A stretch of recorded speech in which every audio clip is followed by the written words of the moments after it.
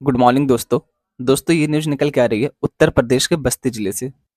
यहाँ पर छोटी दिवाली वाले दिन रात के 1 बजे के आसपास नायब तहसीलदार महिला पीसीएस अधिकारी के घर में दरवाजा तोड़ के जबरदस्ती घुस जाता है और उनके साथ जबरदस्ती करने की कोशिश करता है, रेप करने की कोशिश करता है। जो नायब तहसीलदार है, इसका नाम है घनश्याम शुक्ला और ये महाराजगंज जिले का रहने वाला है। ये भी उत्तर प्रदेश में ही पड़ता है और जो महिला पीसीएस अधिकारी हैं, इनका नाम नहीं बताया गया है ताकि इनकी आइडेंटिटी रिवील ना हो जाए, इनकी पहचान सामने ना आ जाए। और ये गोरखपुर की रहने वाली थी, इनकी पोस्टिंग बस्ती में हुई थी। और ये महाराजगंज का रहने वाला था, इनकी भी पोस्टिंग बस्ती में हुई थी। भाई साहब, रात के 1 बजे ये घर के पीछे का दरवाजा तोड़ करके घुस जाता है। जो सरकारी आवास मिला रहता है, आपको पता होगा कि सरकारी आवास दिया जाता है अधिकारियों को रहने के लिए। तो उनके घर का पिछला दरवाजा तोड़ के घुस जाता है रात के 1 बजे के आसपास और उनके साथ ज़ोर ज़बरदस्ती करने की कोशिश करता है। जब इनके द्वारा मना किया जाता है, तो फिर बदतमीज़ियाँ भी करता है, मार-पीट भी करता है, गाली-गलौज भी करता है और जैसे-तैसे ये महिला अधिकारी अपने आप को बचा करके घर में बंद कर लेती है। तो ये रात के ढाई बजे के आसपास तक घुसता है 1 बजे और रात के ढाई बजे के आसपास तक ये वहीं पे मंडराता रहता है, चक्कर लगाता रहता है। इवन महिला अधिकारी को जान से मारने की भी कोशिश करता है। अरे भैया, कौन से ज़माने में जी रहे हो यार? अब ऐसे लोग के लिए क्या ही कहा जाए? मतलब इतनी ऊँची पोस्ट पर बैठ करके, इतने रिस्पॉन्सिबल पोस्ट पे बैठ करके आप महिलाओं के साथ ये कर रहे हो और अभी महिला अधिकारी के साथ ये कर रहे हो। अगर वो आपको मना कर रही है, तो आप उसको जान से मारने की कोशिश कर रहे हो। ये घटना होने के बाद 3 दिन तक ये महिला अपने घर से बाहर ही नहीं निकली। जो उनको घर दिया गया था, अधिकारियों को जो घर दिया जाता रहने के लिए, उनसे ये 3 दिन तक बाहर ही नहीं निकली ये लड़की और वो उस घर में ही कैद रही। अपने आप को बंद रखी, इतना डर गई थी, इतना भयभीत हो गई थी कि घर से बाहर ही नहीं निकल रही थी।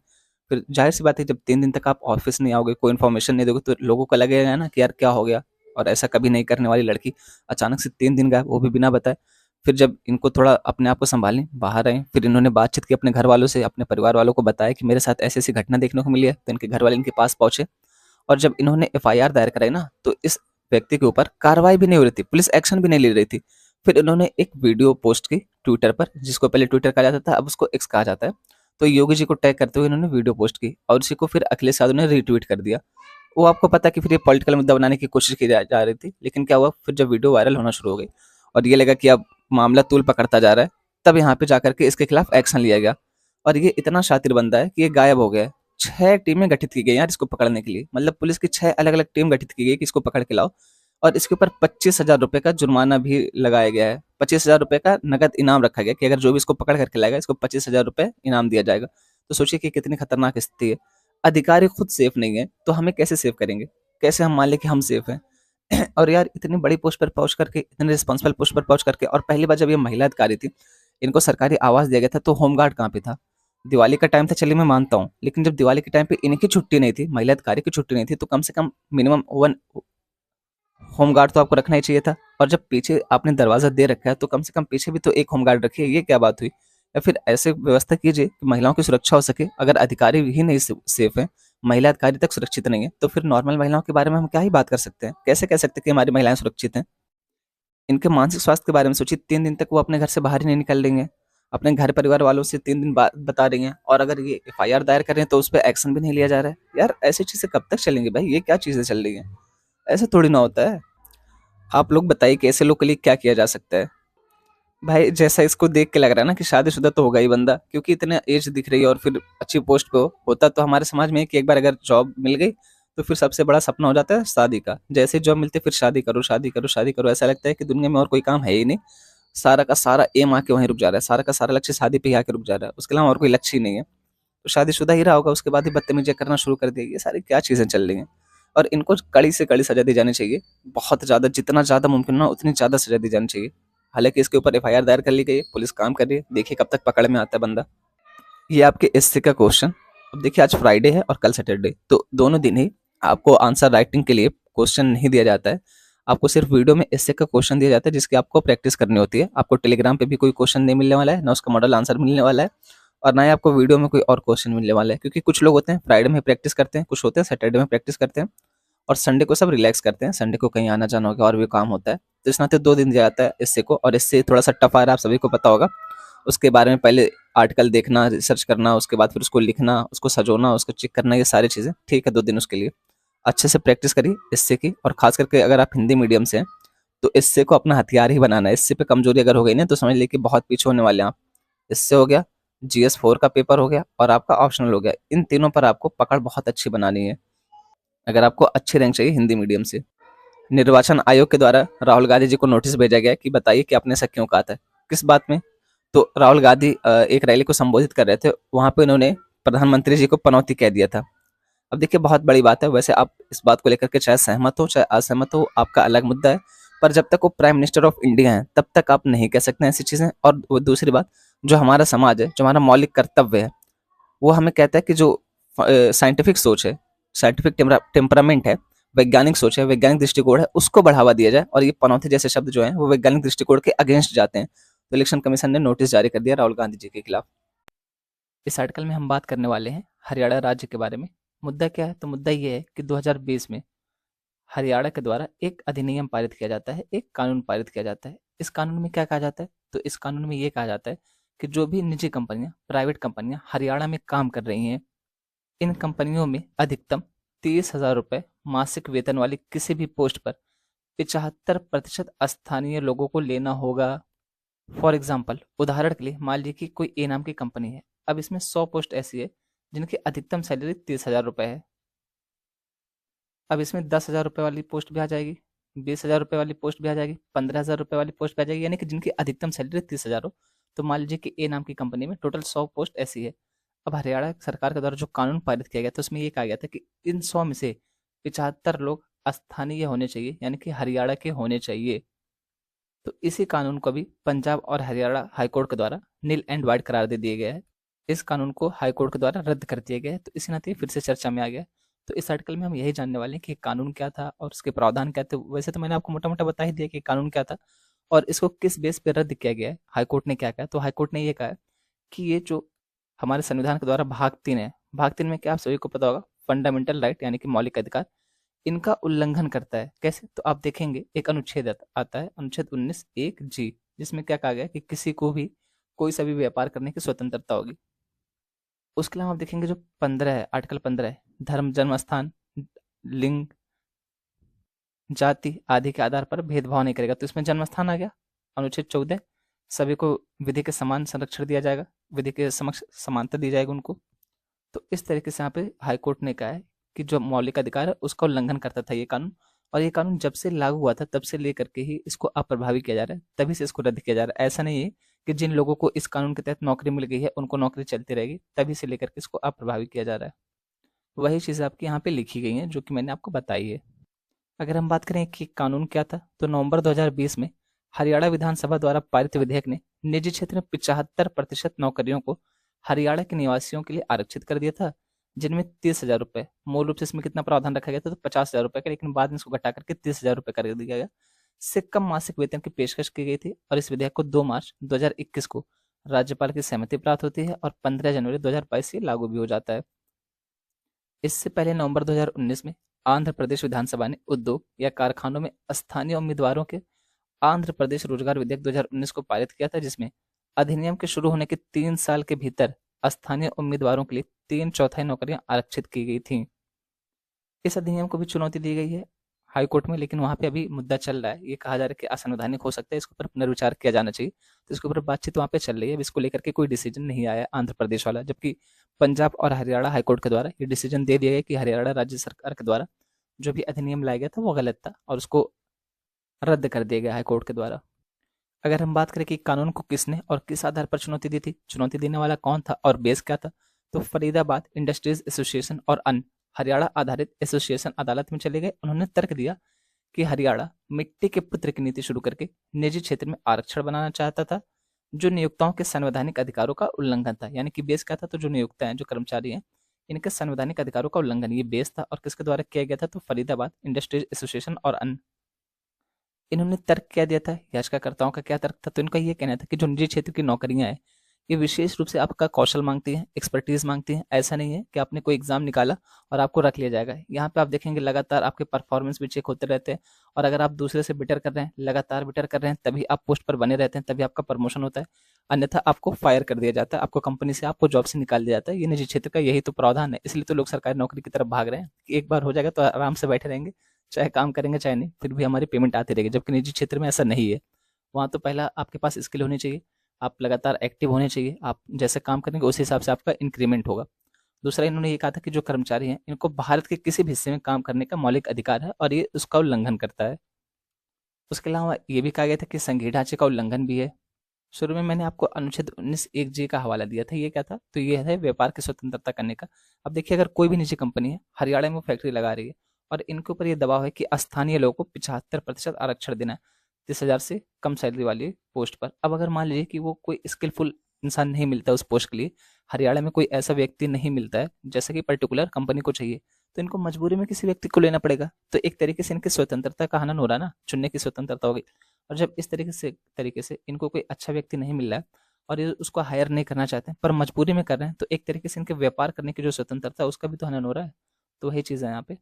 अब हरियाणा सरकार ने क्या कहा था, तो हरियाणा सरकार ने कहा है कि संविधान के अनुच्छेद 16(4) के तहत ऐसे आरक्षण बनाने की शक्ति है किसके पास, सरकार के पास। अब 16(4) में क्या कहा गया है, तो 16(4) में कहा गया कि सार्वजनिक रोजगार में समानता का अधिकार राज्य को नागरिकों के किसी भी पिछड़े वर्ग के पक्ष में जिसका राज्य की राय में राज्य के अधीन सेवाओं में पर्याप्त प्रतिनिधित्व नहीं है, नियुक्तियों या पदों के आरक्षण के लिए कोई प्रावधान करने से नहीं रोकता है। यानी कि अनुच्छेद 16(4) ये कहता है कि अगर राज्य की नज़र में कोई ऐसा वर्ग है, कोई ऐसा समुदाय है जिनका समान प्रतिनिधित्व नहीं है, जिनका पर्याप्त प्रतिनिधित्व नहीं है, तो उनके लिए विशेष प्रावधान किए जा सकते हैं और इसी के बेस पे आरक्षण वाला मुद्दा चलता है, इसी के बेस पर आरक्षण दिया जाता है।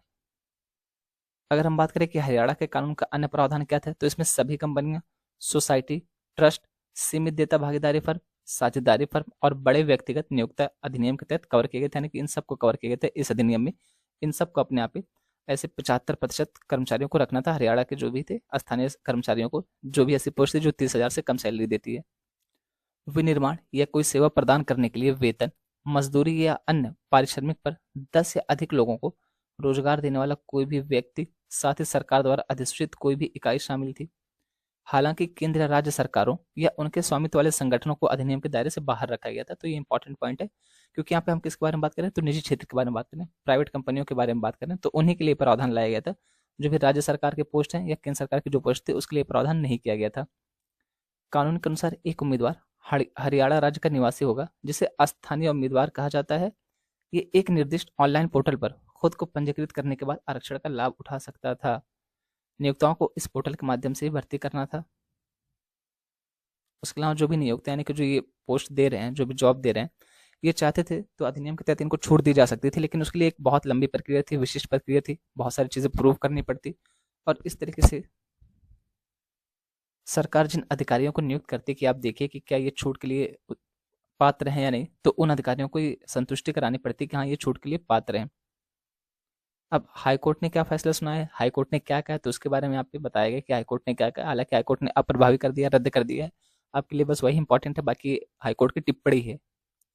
अदालत ने कहा कि धारा 6 जिसमें नियोक्ताओं को नियोजित और नियुक्त स्थानीय उम्मीदवारों के विवरण के साथ त्रैमासिक रिपोर्ट जमा करने की आवश्यकता होती है, और धारा 8 जिसके तहत अधिकृत अधिकारी कानून लागू किया जा रहा है यह सुनिश्चित करने के लिए दस्तावेजों या सत्यापन के लिए कॉल कर सकते हैं। अधिनियम की राशि इंस्पेक्टर राज और निजी नियोक्ताओं को राज्य के अधीन रखा जा रहा था कि वे किसे नियुक्त करें।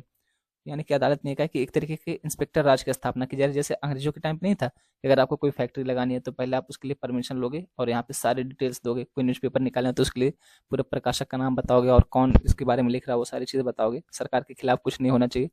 तो ऐसे ही यहाँ पे भी था कि अगर आप कोई कंपनी लगा रहे हो तो उसके पहले 75% लोगों को आरक्षण देने के प्रावधान लागू करिए और पूरा सर्टिफिकेट दीजिए और त्रैमासिक रूप से यानी कि प्रत्येक 3 महीने में ये रिपोर्ट दीजिए कि आपके यहाँ पे इन मानदंडों को पूरा किया जा रहा है कि नहीं किया जा रहा है। जो भी अधिकारी नियुक्त किया जाता है सरकार के द्वारा उसके सामने सारी चीजें प्रस्तुत करनी पड़ती।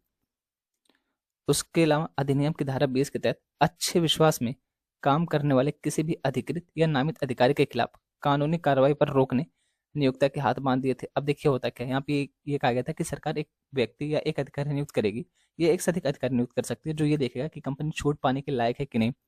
तो अब क्या है, सिंपल सी बात है भाई, ये लोग चाहें तो टॉर्चर कर सकते हैं कि कुछ दे दो, अंडर द टेबल दे दो, फिर हम लोग प्रावधान कर देंगे, आपको छूट दे देंगे। अब कंपनी यहाँ पे मजबूर हो जाती है, क्यों, क्योंकि सरकार ने ये कहा था कि अगर कोई भी विश्वास के खिलाफ, यानी कि सरकार ये कहती है कि ये हमारे विश्वास पात्र अधिकारी हैं, तो उसके खिलाफ आप जाके कहीं अपील भी नहीं कर सकते, आप उसके खिलाफ केस भी नहीं कर सकते हो। ये अधिनियम की धारा 20 में कहा गया था, तो ये तो बहुत गलत प्रावधान था। राज्य की कार्रवाई एक निजी नियोक्ता पर पूर्ण नियंत्रण के समान है जो सार्वजनिक रोजगार के लिए निषिद्ध है। प्रतिबंध इस हद तक गंभीर है कि संविधान के अनुच्छेद 19(1)(g) के तहत किसी व्यक्ति के व्यवसाय, व्यापार या कारोबार करने के अधिकार को नुकसान पहुंचाया जा रहा है। राज्य इस तथ्य के आधार पर व्यक्तियों के खिलाफ भेदभाव नहीं कर सकता कि वे एक निश्चित राज्य से संबंधित नहीं है। ये किसने कहा है? तो ये हाईकोर्ट ने कहा है, ये उसकी टिप्पणी थी। अब आगे की राह क्या है, फिर क्या होता है, नेक्स्ट क्या किया जा सकता है? तो हाईकोर्ट ने 3 फरवरी 2022 को एक अंतरिम आदेश में इस कानून पर रोक लगा दी थी, लेकिन कुछ ही समय बाद सुप्रीम कोर्ट ने इस रोक को रद्द कर दिया था। न्यायमूर्ति एल नागेश्वर राव की अध्यक्षता वाली एक एससी बेंच के सुप्रीम कोर्ट की बेंच ने कहा था कि एचसी यानी कि हाई कोर्ट ने कानून पर रोक लगाने के लिए पर्याप्त कारण नहीं दिए हैं। इस नाते जो यहाँ पे रोक लगाई गई थी उस पर रोक लगाई थी सुप्रीम कोर्ट ने, लेकिन अब यहाँ पे सुप्रीम कोर्ट ने हाई कोर्ट को 4 सप्ताह के भीतर अधिनियम की वैधता तय करने का निर्देश दिया था। अब यहाँ पे फिर से हाई कोर्ट ने रोक लगा दी है, तो हो सकता है फिर से हरियाणा सरकार सुप्रीम कोर्ट के पास जाए, तो यहाँ पे कुछ ना कुछ प्रूफ देना पड़ेगा ना। तो ये था पूरा मुद्दा कि हरियाणा में क्या चल रहा है, यहाँ पे 75% स्थानीय लोगों के प्रावधान का क्या चीज़ें हैं, और ये अधिनियम कब का था, और इसको लेकर के हाईकोर्ट ने क्या टिप्पणी है कि हाईकोर्ट ने इसको रद्द क्यों किया। ये सारी चीज़ें इस आर्टिकल में हमने देखी हैं। उम्मीद है कि आर्टिकल आपका क्लियर हो गया होगा। ये सब छोटी छोटी न्यूज है, ये वनडे एग्जाम स्टेट पीसीएस के लिए ज़्यादा इंपॉर्टेंट होती है। बात की जा रही है अंतर्राष्ट्रीय पर्यटन मार्ट, ये 2023 के लिए कहाँ पे आयोजित किया जाएगा? तो शिलोंग मेघालय में आयोजित किया जाएगा। आपको नाम से पता चल रहा होगा कि किस लिए पर्यटन के बारे में बात की जा रही है, तो वही पर्यटन को बढ़ावा देने के नाते है। बाकी आप पढ़ना चाहते हो एक बार पढ़ लीजिएगा। वैसे ये यूपीएससी के लिए अगर कोई पर्टिकुलर पढ़ रहा है तो वो इतना इंपॉर्टेंट नहीं है। स्टेट पीसीएस और वनडे एग्जाम के लिए थोड़ा सा इंपॉर्टेंट हो जाते हैं ऐसे टॉपिक। और ये तो किसी भी वनडे एग्जाम हो गया या स्टेट पीसीएस हो गया या यूपीएससी हो गया, किसी के लिए भी इंपॉर्टेंट नहीं है, ये बस आपकी जानकारी के लिए। बात करें ब्रिटिश फिल्म कैचिंग डस्ट के साथ 54वें IFFI का शुभारंभ किया गया। ये क्या है IFFI? वही international film festival of India, वही है ये चीज़। ये भी इंपॉर्टेंट नहीं है, बस जानकारी के लिए आपको ये ध्यान में रखिएगा। अगर कभी एग्जामिनर का दिमाग बहुत ज़्यादा खराब हुआ तो आपसे ऐसे क्वेश्चन पूछ सकता है, पर जनरली ऐसे क्वेश्चन नहीं पूछे जाएंगे, ना वनडे में, ना स्टेट पीसीएस में, और ना ही यूपीएससी में तो कतई नहीं। बात करें विकसित भारत संकल्प यात्रा पर मेगा सूचना प्रसार शिविर का कहाँ पे आयोजन किया गया? तो पालघर में आयोजन किया गया है। ये थोड़ा सा इंपॉर्टेंट हो सकता है। बात करें 54वें इफ्फी में, वही अभी बताया ना इफ्फी के बारे में, इसमें माधुरी दीक्षित जी को सम्मानित किया गया। किसके लिए? तो भारतीय सिनेमा में विशेष पहचान बनाने के लिए। इनको माधुरी दीक्षित जी को, वो इनको कुछ और भी उपनाम है इनका, धक धक कर ले ऐसे कुछ कहते हैं इनको, एग्जैक्ट नहीं याद है, हो सकता है कि आप में से बहुत सारे लोग को पता हो। यहाँ पे बात की जा रही है अंतर्राष्ट्रीय मानवीय कानून और शांति स्थापना पर वार्षिक संयुक्त राष्ट्र फोरम 2023 का आयोजन कहाँ पे किया गया? तो नई दिल्ली में किया गया है। और किसके द्वारा ये आयोजन किया जा रहा है?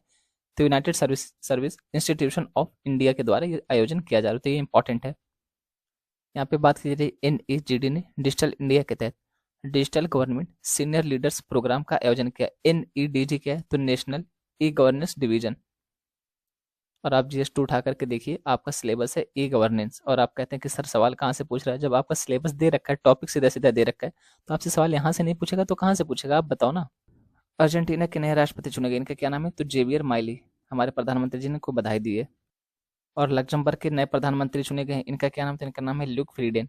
तो ये याद रखिएगा, प्रधानमंत्री जो है ये अर्जेंटीना के जो है ये राष्ट्रपति चुने गए, इनका क्या नाम है? Xavier Miley. और जो लग्जमबर्ग के PM चुने गए, प्रधानमंत्री चुने गए, इनका क्या नाम था? इनका नाम है ल्यूक फ्रीडेन। बात करें अखिल भारतीय संथाली लेखक संघ के 36वें वार्षिक सम्मेलन कहाँ पे हुआ है इसका आयोजन? तो इसका आयोजन उड़ीसा में हुआ है, बारीपदा उड़ीसा में इसका आयोजन हुआ। और किसके द्वारा? तो राष्ट्रपति जी के द्वारा इसका उद्घाटन किया गया, ये याद रखिएगा। और उसके अलावा हमारे राष्ट्रपति जी के द्वारा जो एकलव्य आवासीय मॉडल स्कूल है, ये किसके लिए? तो ये जनजातियों के लिए पर्टिकुलर बनाया गया, और इसके बारे में हम एक दो बार पहले जान चुके हैं। फिर कभी आर्टिकल आ गया तो इसके बारे में जानेंगे और अच्छे से। अभी तो सिर्फ ये न्यूज है। तो इनके द्वारा उड़ीसा के मयूरभंज जिले के कुलियाना में एकलव्य मॉडल आवासीय विद्यालय का उद्घाटन किया गया। किसके द्वारा? हमारे राष्ट्रपति जी के द्वारा।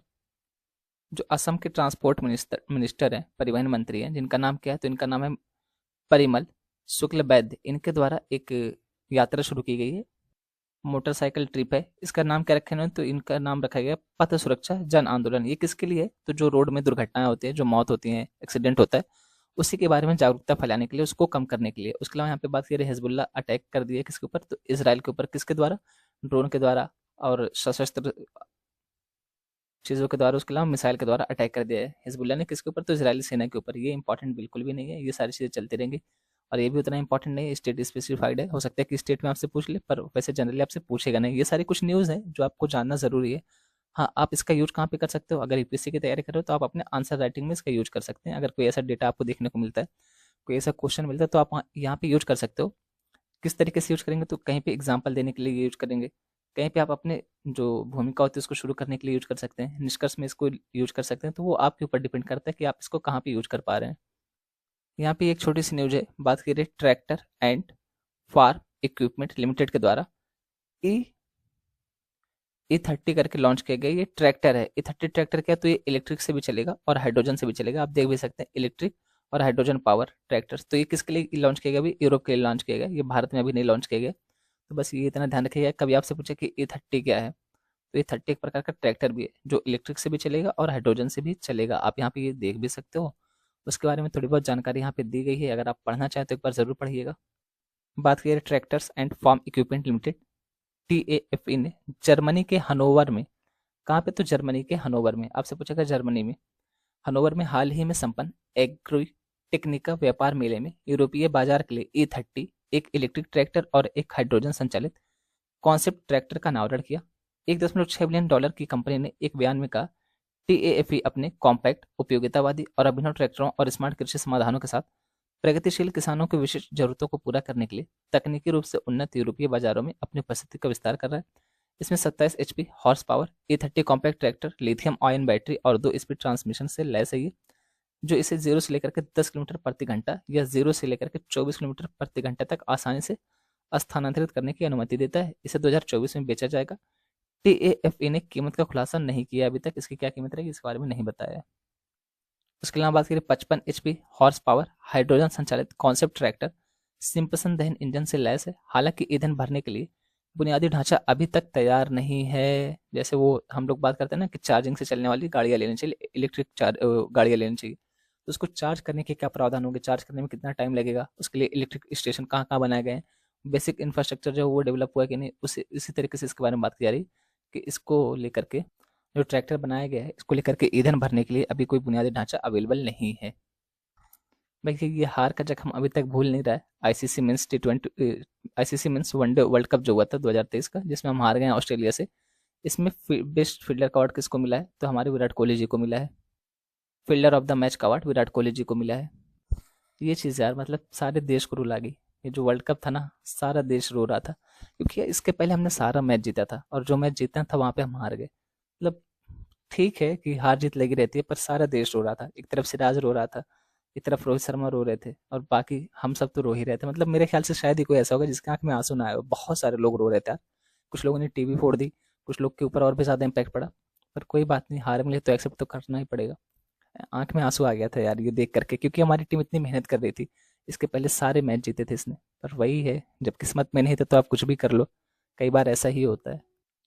दोस्तों आपने देखा होगा कि वर्तमान समय में सोशल मीडिया और इंटरनेट का जितना ज़्यादा अच्छा उपयोग हो रहा है, उतना ही ज़्यादा इसका दुष्प्रयोग भी हम कर रहे हैं। इसका गैर जिम्मेदाराना तरीके से भी यूज करते हैं। मतलब कोई सी भी न्यूज आई, एक न्यूज आई, अब इसको हम अगले को भेजेंगे, अगला अगले को भेजेगा, और इस तरीके से इसको 1 मिनट में वायरल कर देते हैं। हम ये तक नहीं देखते हैं वो न्यूज़ सही है, गलत है, क्या हो सकती है, इसका इम्पैक्ट हमारे समाज पे क्या पड़ सकता है, वो न्यूज नेगेटिव इम्पैक्ट डालेगी या पॉजिटिव इम्पैक्ट डालेगी, ये सारी चीज़ें हम नहीं सोचते हैं। जैसे ही कोई न्यूज आई हम उसको तुरंत वायरल करना शुरू कर देते हैं। खास करके अगर धर्म से जुड़ी हुई न्यूज हुई, या फिर इस तरीके से जैसे रश्मिका मंदाना वाला केस आया था डीप फेक वाला, इस तरीके की अगर कोई न्यूज होती है, इस तरीके की कोई वीडियो कोई कंटेंट होता है, तो हम उसको बहुत तेजी से वायरल करते हैं। तो आप देखें कई बार हमारी गवर्नमेंट ऐसी चीज़ों को कहती है कि ये गलत चीज़ें हैं, इसका प्रचार मत करिए। हमारी गवर्नमेंट खुद फैक्ट चेक करती है, कि फैक्ट चेक करने करके ये बताती है कि क्या सही है और क्या गलत है। यहाँ पे तमिलनाडु सरकार के द्वारा अभी एक आदेश जारी किया गया, जिसमें फैक्ट चेक यूनिट की स्थापना करने की बात कही गई है। और ये जो फैक्ट चेक यूनिट बनाई जाएगी, इसके पीछे ना तो कोई संवैधानिक व्यवस्था दी गई है और ना ही कोई अधिनियम पारित करके बनाया जाएगा। जैसे आप देखेंगे हमारे यहाँ पे पहले योजना आयोग था, तो जो योजना आयोग था ना, इसके पीछे कोई कानूनी शक्ति नहीं थी, ये बस आदेश को द्वारा बनाया गया था।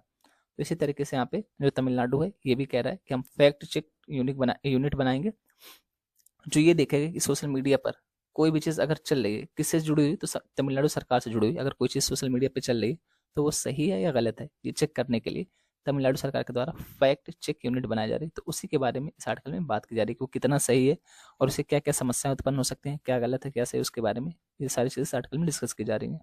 तमिलनाडु सरकार ने सभी मीडिया प्लेटफॉर्मों पर तमिलनाडु सरकार से संबंधित जानकारी की प्रामाणिकता की जांच करने के इरादे से एक तथ्य जांच इकाई स्थापित करने के लिए हाल ही में एक आदेश जारी किया है। यह सरकारी आदेश यानी कि गवर्नमेंट ऑर्डर जीओ भारत के संविधान द्वारा गारंटीकृत कई मौलिक अधिकारों का उल्लंघन है और असंवैधानिक रूप से अस्पष्ट और मनमाना है। बात की जा रही है कि जो भारत सरकार के द्वारा सूचना प्रौद्योगिकी मध्यवर्ती दिशा निर्देश और डिजिटल मीडिया आचार संहिता नियम 2021 लाया गया था, इसमें संशोधन किया गया था इस साल की शुरुआत में, ताकि किसी के संबंध में नकली, झूठी या भ्रामक जानकारी की पहचान करने के लिए एक तथ्य जांच इकाई की स्थापना की जा सके। अब ये जो भी प्रावधान किया गया था, इसको हाईकोर्ट में चुनौती दी गई थी। कहाँ पे? तो बॉम्बे हाईकोर्ट में। कह रहे कि फैसला 1 दिसंबर को आने की उम्मीद है, और अभी 1 दिसंबर तो आया नहीं, तो जब फैसला आएगा तो एक बार फिर से देख लेंगे, पहले जो सामने उसको देखें। और उसके अलावा भारत सरकार ने ये भी कहा था कि जब तक कोई फैसला नहीं आता तब तक हम इससे जुड़ी कोई भी बात रिवील नहीं करेंगे, किसी और को नहीं बताएंगे, जो भी चलेगा वो कॉन्फिडेंशियल चलेगा। अगर हम बात करें कि जो तमिलनाडु सरकार के द्वारा तथ्य जांच इकाई या फैक्ट चेक यूनिट स्थापित करने की बात कही जा रही है, उसका दायरा क्या होगा, वो कौन कौन सी चीज़ों को चेक कर सकती है। तो इसमें जो तमिलनाडु सरकार है, इसकी घोषणाएं आएंगी, इसकी नीतियां, इसकी योजनाएं, दिशा निर्देशों और पहलों से संबंधित जानकारी की सत्यता की जांच करेगी ये फैक्ट चेक यूनिट। तथ्य जांच इकाई को सोशल मीडिया पोस्ट या लेखों पर स्वतः संज्ञान लेने की शक्तियां दी गई हैं, जिनमें तथ्य जांच की आवश्यकता होती है। जब इसको स्वतः संज्ञान की शक्ति दी गई, तो जाहिर सी बात है कि किसी और के द्वारा जब इसकी शिकायत की जाएगी कि तमिलनाडु सरकार से जुड़ी कोई ऐसी भ्रामक सूचनाएं चल रही है, उनसे जुड़ी कोई सूचना चल रही है, कितना सही कितना गलत है, अगर कोई शिकायत करता है तो उसके ऊपर तो ये कार्रवाई करेगा ही करेगा। पहचाने गई शिकायतों पर विभिन्न तथ्य जांच उपकरणों का उपयोग करके शोध किया जाता है, और वेबसाइटों, प्रेस विज्ञप्तियों और सरकारी सोशल मीडिया खातों जैसे सरकारी स्रोतों के माध्यम से सत्यापित किया जा सकता है। फिर जानकारी को कार्रवाई योग्य और गैर कार्रवाई योग्य पोल में विभाजित किया जाएगा। और अगर इसको कार्रवाई योग्य पाया जाता है, गैर कार्रवाई योग्य पाया जाएगा तो वहीं पर बात खत्म कर दी जाएगी। लेकिन अगर इसको कार्रवाई योग्य पाया जाता है तो शिकायतों को कानूनी कार्रवाई शुरू करने के लिए संबंधित अधिकारियों को भेज दिया जाएगा।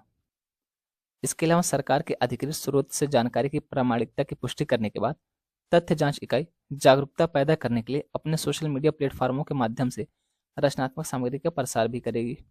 यानी सिंपल सी बात है कि जो फैक्ट चेक यूनिट बनाई जा रही है, ये क्या कर सकती है, तो पहले ये देखिए, मान लीजिए कोई लेख हो गया, कोई और इन्फॉर्मेशन है, कोई और जानकारी जो तमिलनाडु पर, सॉरी, सोशल मीडिया पर तमिलनाडु से जुड़ी हुई चल रही है, तमिलनाडु सरकार के बारे में सोशल मीडिया पर कोई भी इंफॉर्मेशन चल रही है, तो फैक्ट चेक यूनिट ये देखेगी कि सही है या गलत है। अब इसके लिए चाहे कोई शिकायत करे चाहे ना करे, शिकायत करेगा तब भी एक्शन ले सकती है इस पोस्ट पर या इस जानकारी पर, और अगर शिकायत नहीं भी करता तो स्वतः संज्ञान भी ले सकती है फैक्ट चेक यूनिट। और जब ये स्वतः संज्ञान लेगी या किसी के द्वारा शिकायत की जाएगी तो इसको दो कैटेगरी में बांटेगी। पहला हो जाएगा कार्रवाई योग्य और दूसरा हो जाएगा गैर कार्रवाई योग्य। अब जब गैर कार्रवाई योग्य हो जाएगा तो इसको खत्म कर दिया जाएगा यहीं पे। लेकिन अगर कार्रवाई योग्य पाया जाता है इसको, तो फिर जो भी संबंधित अधिकारी होगा उसको कानूनी कार्रवाई के लिए भेजा जाएगा कि इसके आगे क्या हो सकता है कानूनी कार्रवाई। बस इतना से यहाँ पे बताया गया है। तो यहाँ पे ये कहा जा रहा है कि जो गवर्नमेंट ऑर्डर जारी किया गया है, सरकारी आदेश जारी किया गया है, ये कई सारी चीज़ों का उल्लंघन करता है। जैसे संविधान के अनुच्छेद 19(1)(a) का। अब संविधान के अनुच्छेद 19(1)(a) में क्या है, ये आप सभी को पता होना चाहिए। तो यहाँ पे अभिव्यक्ति की स्वतंत्रता है, बोलने की स्वतंत्रता है, तो उसका यहाँ पे उल्लंघन किया जा रहा है। ये कैसे? अभिव्यक्ति में बहुत सारी चीज़ आती है। देखिए, एक तो बोलना हो गया, तो बोलने में तो जैसे मैं बोल रहा हूँ ये चीज़ आ गई, पर जब अभिव्यक्ति की बात करते हैं ना, तो इसमें बहुत सारी चीज़ आती हैं। आप हाव भाव के द्वारा भी कोई चीज़ अभिव्यक्त कर सकते हैं, आप लिख के भी कोई चीज़ अभिव्यक्त कर सकते हैं, आप यहाँ पे सिर्फ इशारे इशारे में कोई चीज़ बता सकते हैं। तो जब अभिव्यक्ति की बात करते हैं तो ये बहुत ही व्यापक हो जाता है। और जो अनुच्छेद 19(1)(a) है, क्योंकि ये मौलिक अधिकार है, तो ऐसा तो है नहीं कि इसको किसी भी हाल में प्रतिबंधित नहीं किया जा सकता है, इसके ऊपर रोक नहीं लगाई जा सकती है। अनुच्छेद 19(2) जो है, ये इसके बारे में कि अनुच्छेद 19(1)(a) पर कब कब रोक लगाई जा सकती है ये बताता है। अनुच्छेद 19(2) कब कब लगाई जा सकती है, तो भारत की संप्रभुता और अखंडता, राज्य की सुरक्षा, विदेशी राज्यों के साथ मैत्रीपूर्ण संबंधों, सार्वजनिक व्यवस्था, शालीनता या नैतिकता के हित में या अदालत की अवमानना, मानहानि के संबंध में ही इस पर रोक लगाई जा सकती है।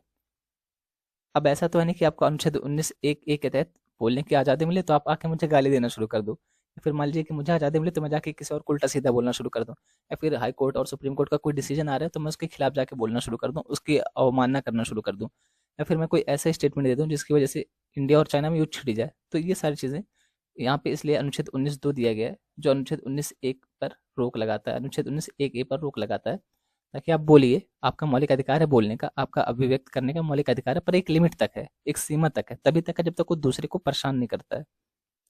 उसके अलावा कहा जा रहा है कि अनुच्छेद 19(2) के तहत ऐसा प्रतिबंध केवल एक कानून के माध्यम से हो सकता है, जैसा कि भारत के सर्वोच्च न्यायालय ने कहा है।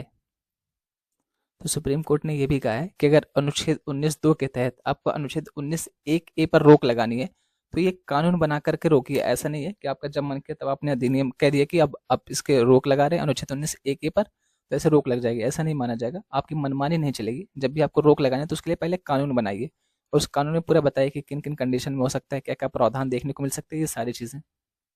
और यहाँ पे सुप्रीम कोर्ट ने ये भी कहा था कि जो सार्वजनिक हित है, ये भाषण और अभिव्यक्ति की स्वतंत्रता को प्रतिबंधित करने के लिए अनुच्छेद 19(2) के तहत एक आधार नहीं है।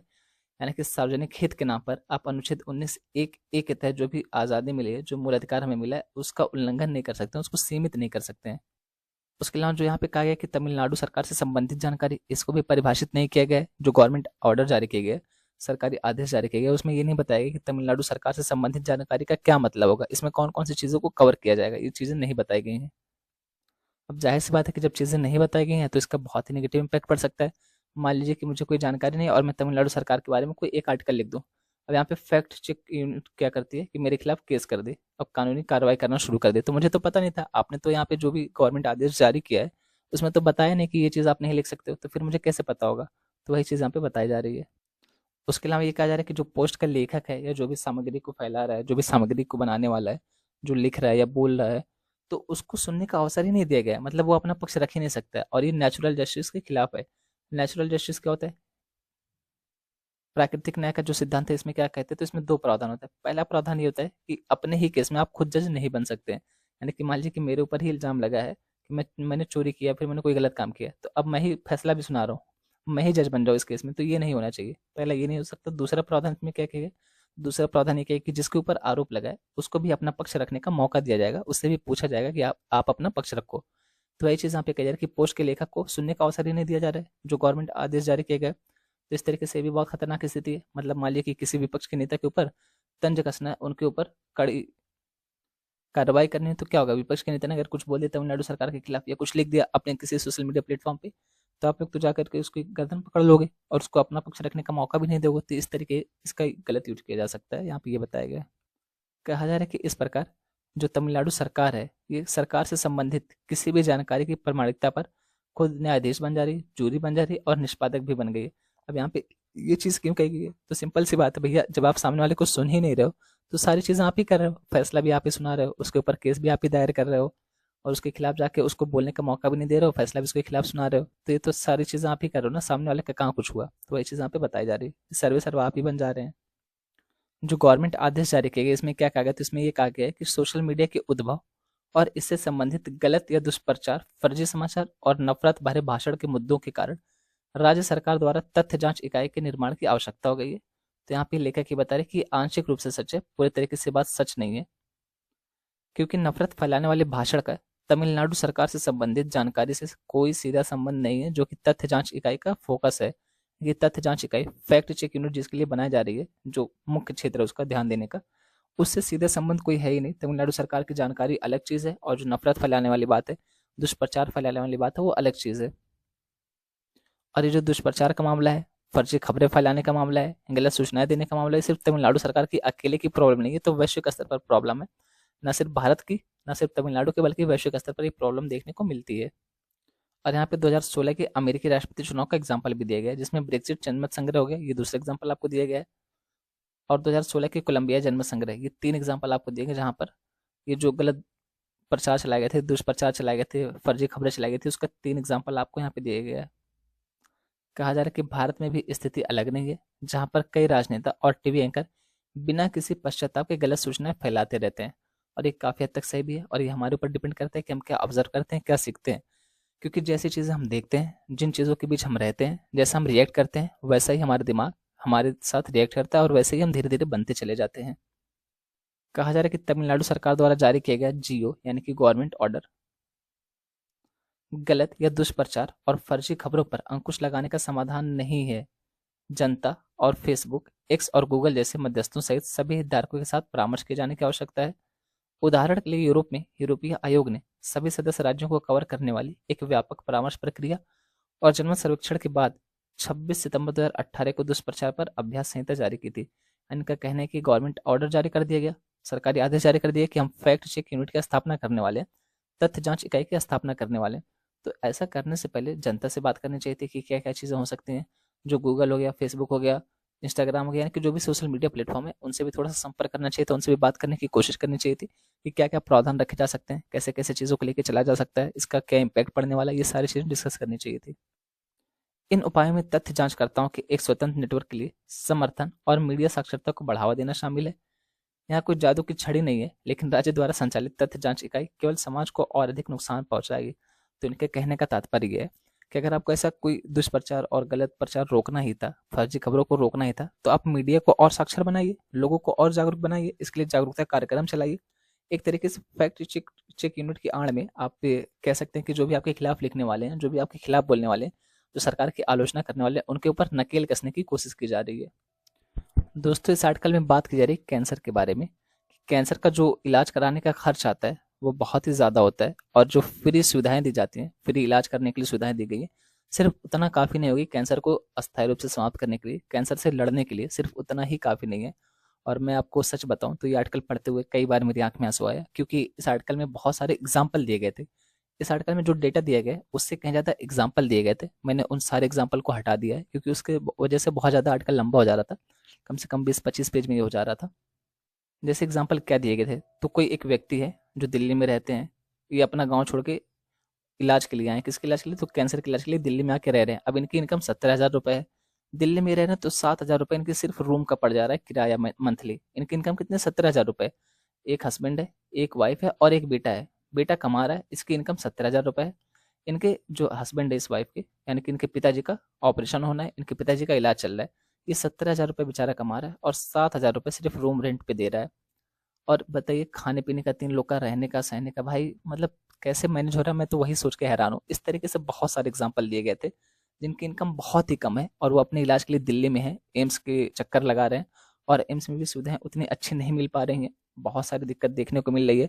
कई बार तो 2-2 महीने, 3-3 महीने लग जाते हैं एक एक जांच की रिपोर्ट आने के लिए। कई बार तो एक एक नंबर आने के लिए 2-2 साल, 3-3 साल का समय लग जा रहा है। पता चला जब नंबर आ रहा है तो व्यक्ति ही नहीं बच रहा है। इस तरीके की चीजें यहाँ पे एग्जाम्पल में दी गई थी। इस आर्टिकल को पढ़ते हुए मेरी आंख से आंसू आ गया था यार, कि मतलब क्या चीज़ें देखने को मिल रही हैं। तो यहाँ पे यही बात की जा रही है कि जो कैंसर का इलाज है ना, वो सिर्फ फ्री चीज़ों के बेस पे नहीं किया जा सकता है। उसके लिए हमें और भी बहुत सारे कदम उठाने चाहिए। तो यहाँ पे इसी से जुड़े हुए कुछ डेटा दिए गए, कुछ बातें बताई गई। तो चलिए हम देखते हैं इस आर्टिकल को। एक अनुमान के मुताबिक 2040 तक भारत में प्रतिवर्ष 20 लाख लोगों को कैंसर होगा। प्रतिवर्ष के बारे में बात करिए, 20 लाख लोगों को कैंसर होगा। कोई छोटा मोटा आंकड़ा नहीं है। जैसे आप देखेंगे वर्तमान समय में डायबिटीज यानी कि मधुमेह हो गया, बीपी हो गया, इस तरीके की बीमारी इतनी नॉर्मल हो गई, इतनी नॉर्मल हो गई है कि लगभग हर घर में एक आध पेशेंट आपको डायबिटीज का देखने को मिल जाएगा। और अगर हर घर में नहीं तो आपको आसपास जरूर कोई ना कोई देखने को मिल जाएगा। इसी तरीके से कैंसर भी धीरे धीरे बढ़ता जा रहा है कि आसपास आपको, पहले एक समय ऐसा था कि कैंसर किसी एक दो को सुनने को मिलता था कि यार इनको कैंसर हो गया है, उनको कैंसर हो गया, बहुत रेयरली सुनने को मिलता था। अब तो आए दिन किसी ना किसी को सुनने को मिलता है कि उनको कैंसर हो गया, किसी को ब्रेस्ट कैंसर हुआ है, किसी को ब्लड कैंसर हुआ है, किसी को और कोई कैंसर हुआ है। मतलब इस तरीके की न्यूज़, ऐसा लगता है कि कितनी आम बात हो गई कैंसर। और यहाँ पे ये भी बताया जा रहा है कि 2040 तक प्रति वर्ष यानी हर साल 20 लाख लोगों को कैंसर होने की संभावना है। ये कोई छोटा आंकड़ा नहीं है। और यहाँ पे बात करें कि कैंसर से होने वाली जो मृत्यु है, ये मृत्यु का तीसरा प्रमुख कारण है। आने वाले वर्षों में इसके हृदय रोग और संक्रमण पर भी हावी होने की आशंका है। एक मरीज द्वारा किसी बीमारी पर खर्च किया गया पैसा कैंसर के मामले में सबसे ज़्यादा है, क्योंकि इसका इलाज बहुत मुश्किल पड़ता है, बहुत महंगा इलाज पड़ता है। और अभी थे एक चचा लगते थे, अंकल लगते थे, तो उनको हुआ था ये। फिलहाल अभी वो इस दुनिया में नहीं है, पर इलाज के टाइम पे तो आप सभी को पता है कि पता चले जाता है कि क्या चीज़ें चले। और कैंसर के लिए माना जाता है ना कि केमोथेरेपी करके होता है, यही लास्ट स्टेज होती है कि केमोथेरेपी से जब तक चल रहे हैं तब तक चल रहे हैं। और मैक्सिमम लोग भाई जिनके पास बहुत ज़्यादा पैसा है, अरबों खरबों में, तो वो तो बच जाते हैं। लेकिन नॉर्मली जैसे हमारे जैसे लोग, कैंसर अगर किसी को हो जाए ना तो शायद ही बचे। भगवान ना करे कि किसी को ऐसी बीमारी हो जिसका इलाज कराते कराते उसका पूरा घर ही बिक जाए। प्रधानमंत्री जन आरोग्य योजना, पीएमजे, अब इसके बारे में हमने कितने बार डिस्कस किया पीएमजे के बारे में, ने प्रति परिवार प्रतिवर्ष 5 लाख रुपए का स्वास्थ्य बीमा प्रदान करके कुछ राहत प्रदान की है। वही आयुष्मान कार्ड वाली योजना है। कितनी बार हमने इसके बारे में डिस्कस किया है। अब ये जो आयुष्मान कार्ड वाली योजना है, ये 1 साल में 5 लाख रुपए प्रति परिवार दे रही है, प्रति व्यक्ति नहीं दे रही, प्रति परिवार दे रही है। और यहाँ पे 5 लाख रुपए बहुत कम है यार, मतलब कैंसर की तुलना में बहुत कम। वैसे जनरली ये अच्छी योजना है, बहुत अच्छी योजना है। इसका बहुत सारे लोगों ने लाभ भी उठाया। और जैसे जो छोटे मोटे ऑपरेशन हो गए, पथरी का ऑपरेशन हो गया, तो वहाँ पे आपके ये बहुत काम आने वाली है। पर जैसे जो ये कैंसर वाली बात होती है ना, यहाँ पे बहुत ज़्यादा पैसा खर्च होता है। जून 2023 के एक अध्ययन में बताया गया कि पीएमजे या अन्य राज्य प्रायोजित स्वास्थ्य बीमा कवरेज का लाभ उठाने वाले रोगियों में भी कैंसर के इलाज से 80% से अधिक लोगों में विनाशकारी स्वास्थ्य व्यय हुआ और 60% से अधिक लोगों में दरिद्रता आई। देखिए जो पीएम जय है ना, इसी के तर्ज पर राजस्थान में कोई योजना चल रही है, मुझे एग्जैक्ट नाम याद नहीं है, शायद यही नाम होगा। उसकी राशि पहले बढ़ा करके 5 लाख से 25 लाख की गई थी, अब उसकी राशि बढ़ा करके 30 लाख कर दी गई है। तो इसलिए मैं आपसे कहता हूँ कि ध्यान से सुना भी करिए, ध्यान से देखा भी करिए। अब यहाँ पे ये फैक्ट कहीं लिखा नहीं है, पर वो मुझे याद आ गया बोलते बोलते, तो मैंने आपको बता दिया है। हो सकता है कि कभी राजस्थान पीसीएस में पूछ ले, या अगर नहीं भी पूछता, आप कोई योजनाएं लिख रहे हैं तो आप वहाँ पे इसका जिक्र कर सकते हैं। तो इस तरीके से मैं इसी नाते कहता हूँ कि ध्यान से सुना भी करिए, ध्यान से देखा भी करिए। अब यहाँ पे ये कहा जा रहा है कि जो भी लोग ऐसे हैं, मान लीजिए कोई राज्य है, कोई स्टेट है, अगर ये कोई योजना चला भी रहा है कि कैंसर से निपटने के लिए हम इतने पैसे देंगे, या फिर इस तरीके की कोई अन्य योजना चला रहा है, और उस योजना का लाभ कोई उठा रहा है, कोई व्यक्ति कैंसर का जो मरीज है, या फिर जो पीएम जय योजना है, प्रधानमंत्री जन आरोग्य योजना है, इसका लाभ उठाने वाले व्यक्ति, उनके अंदर भी उस योजना का लाभ उठाने के बाद भी उनको बहुत सारे खर्चे देखने को मिलते हैं, और इसमें से 80% से अधिक लोग ऐसे हैं जिनको विनाशकारी स्वास्थ्य व्यय देखने को मिला है, जिनको उसके बाद भी बहुत ज्यादा पैसा खर्च करना पड़ा है कैंसर से लड़ने के लिए। और इसमें 60% लोग ऐसे आते हैं जो इन योजनाओं का लाभ उठा रहे हैं, इन योजनाओं के लाभ के बावजूद इन 60% व्यक्ति के यहाँ पे दरिद्रता आ गई है, खाने के लाले पड़ गए हैं। यानी ऐसी योजनाएं मिल करके भी बहुत ज्यादा इम्पैक्ट नहीं डाल पा रही उनके ऊपर जिनको कैंसर है। अगर हम बात करें कि खर्चा कहाँ से होता है, तो बात की जा रही है कि सरकार निःशुल्क कैंसर देखभाल प्रदान करती है, और जो खर्चा होता है, जो व्यय होता है, सामान्यतः निजी क्षेत्र में होता है। और आप देखेंगे प्राइवेट हॉस्पिटल में इंसान मरे या जिए, उनको इससे कोई फर्क नहीं पड़ता भैया, उनका बिल जो है ना वो बनना चाहिए, उनके बिल की पेमेंट होनी चाहिए। इंसान मरे या जिए, कई बार तो ऐसे केसेस देखने को मिले हैं कि व्यक्ति की मौत हो चुकी है, फिर भी उसको 2 दिन 3 दिन रखते हैं सिर्फ अपना बिल बढ़ाने के लिए। कहा जा रहा है कि अगर हम आदर्श रूप में बात करें, जो कि आदर्श रूप सिर्फ बात ही की जाती है, वो कभी लागू नहीं होता है। जैसे कहते हैं ना कि आदर्श समाज क्या होगा, जहाँ पे चोरी ना हो, कोई एक दूसरे को मारे काटे ना, सब शांति से रहे, तो ऐसे समाज की सिर्फ हम कल्पना ही कर सकते हैं। तो वही बात यहाँ पे की जा रही है कि आदर्श रूप में स्वास्थ्य के लिए किसी का अपनी जेब से खर्च, OOPE, ये क्या है, आउट ऑफ पॉकेट एक्सपेंडिचर, ये शून्य होनी चाहिए। यानी कि कहने का मतलब ये है कि अगर किसी को कोई स्वास्थ्य प्रॉब्लम देखने को मिलती है, तो हमारी जेब से पैसा खर्च नहीं होना चाहिए, सरकार इसके लिए पैसा खर्च करे, या फिर जो हमने स्वास्थ्य बीमा ले रखा है उसके द्वारा पैसा खर्च किया जाए, ना कि हमारी जेब से हरदम पैसा खर्च हो, हमारे घर से पैसा खर्च हो। ऐसा ना हो कि कैंसर का इलाज कराते कराते हमारा घर ही बिक जाए, हमारी जमीन ही बिक जाए। लेकिन बीमारी का भारी बोझ और कम वित्त पोषित सार्वजनिक स्वास्थ्य प्रणाली लोगों को भारत में निजी स्वास्थ्य देखभाल प्रणाली में देखभाल के लिए मजबूर करती है। यानी कि बीमारी का बहुत ज्यादा बोझ है, बहुत ज्यादा बीमारियां देखने को मिलती हैं, और जो सार्वजनिक वित्त पोषण है, जो सार्वजनिक रूप से पैसा दिया जाता है, यानी कि गवर्नमेंट के द्वारा जो पैसा दिया जाता है, वो बहुत कम है। और यही वजह है कि लोगों के द्वारा अपने इलाज के लिए सीधा सीधा निजी अस्पतालों में जाया जाता है, प्राइवेट हॉस्पिटलों में जाया जाता है। और आप सभी को पता होगा, अभी हाल ही में एक मूवी आई थी जवान, आई थिंक, उसमें ये दिखाया गया था कि हॉस्पिटल, अगर सरकारी हॉस्पिटल चाहे तो क्या से क्या नहीं हो सकता है। पर वही है कि कुछ लोग घुसखोरी के चक्कर में, कुछ लोग अपना प्रॉफिट बनाने के चक्कर में लोगों की जान के साथ खिलवाड़ कर जाते हैं। जबकि वहाँ पे, हालांकि वो थोड़ा सा हाइपोथेटिकल कंडीशन थी, पर ये सच बात है यार। अगर सरकार चाह ले, सरकार के पास इतना पैसा है भाई, हमारे स्वास्थ्य और शिक्षा पे आप खर्च कर दो, 10% जीडीपी का हमारे शिक्षा पे खर्च करो, 10% स्वास्थ्य पर खर्च करो, बाकी सारी चीजें आप अपने आप सही कर लोगे ना। अगर हेल्थ सही है, कहते हैं ना हेल्थ इज वेल्थ, अगर हेल्थ सही है तो सारी चीजें अपने आप सही है। अगर हमारी हेल्थ सही है, हमारा एजुकेशन सिस्टम सही है, हम अच्छे से एजुकेट हो रहे हैं, तो फिर हम अपनी सारी चीज़ें खुद ही मैनेज कर लेंगे। तो यही चीज़ें हैं। जैसे अभी मेरी देखिए तबीयत खराब हो गई थी, तो ना लेक्चर आ रहा था, ना मैं अपना खुद का काम कर पा रहा था। ये प्रत्यक्ष और या अप्रत्यक्ष OOP, out of pocket expenditure on health care, स्वास्थ्य देखभाल पर अपनी जेब से खर्च में जुड़कर वित्तीय बोझ को बढ़ाता है।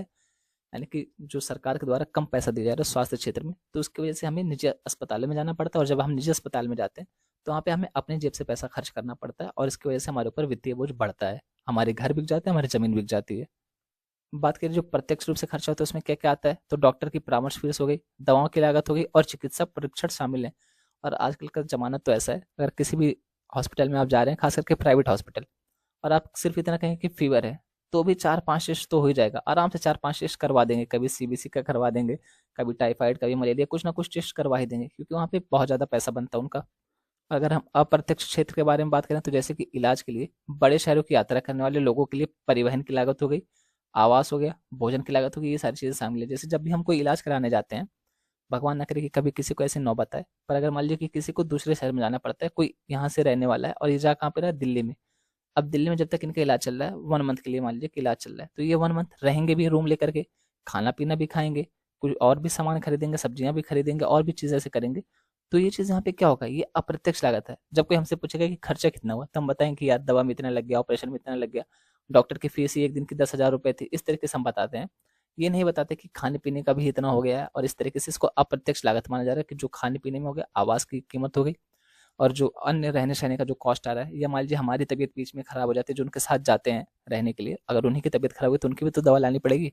तो जो छोटी छोटी लागतें होती हैं हम उसको इग्नोर कर देते हैं, ये अप्रत्यक्ष लागत मानती है। और अगर इन सबको जोड़ लिया जाए तो जहां नॉर्मली खर्चा 1 लाख आता है, इन सबको जोड़ने के बाद 1.5 लाख के आसपास आने लग जाएगा।